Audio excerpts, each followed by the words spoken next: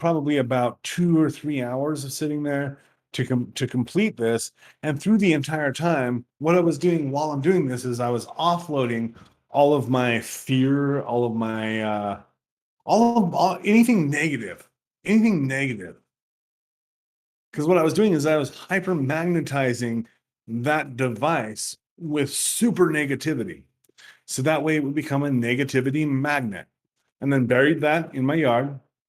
And that is one of my strongest automatons, because any negativity that comes towards my house, towards me, just gets instantly sucked in and trapped by this automaton. And so, and now where is it drawing its energy from? Because Nick, you're obviously a student. You are enriching your mind through academia and through your magic, because you're seeing, how to break things down in the how to do this process.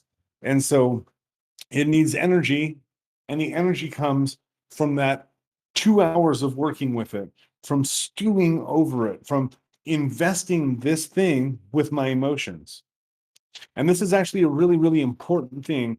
This is one of the keystones of all magic. To sit with something in front of you, whether it's a sigil, an idol, a candle, something outside of you you can look towards, and then invest yourself more in that thing than you really would in anything else in your normal daily life.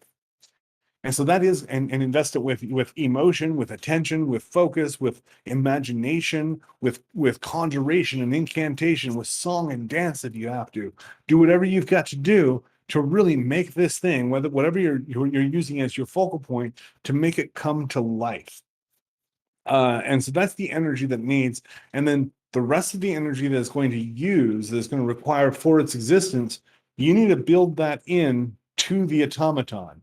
If you want your automaton to, like that one, to just keep going forever, I'm never going to go dig that thing up. It's always going to just continue to do what it does. And in doing so is just a lodestone of negativity that would otherwise just come into my house, come into me, come into my loved ones.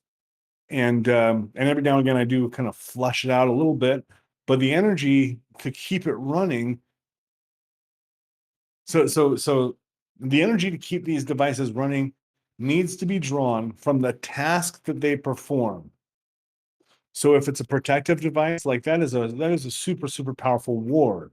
That is protecting my home, my property, myself from and my loved ones from attack. And so it simply uses the power of other people's attacks to power it up.